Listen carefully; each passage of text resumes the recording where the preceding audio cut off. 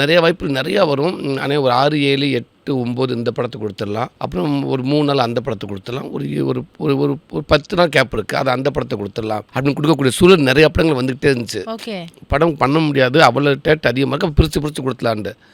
ஆனால் அந்த மாதிரி நாங்கள் பண்ணவே இல்லை. அது எனக்கு அப்படி அவர் அமைச்சு கொடுக்கவே இல்லை. ஓகே.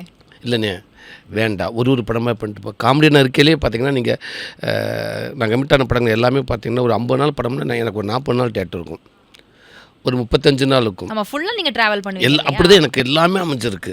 அதனால் பார்த்தீங்கன்னா வருஷத்துக்கே ஒரு 7, 8, 9, 10 படத்துக்குள்ளே தான் நான் இருந்திருக்கேன். அது என்னை நிறையா போய் என்னை கசகசன்னு என்னை பண்ணவே விடலை.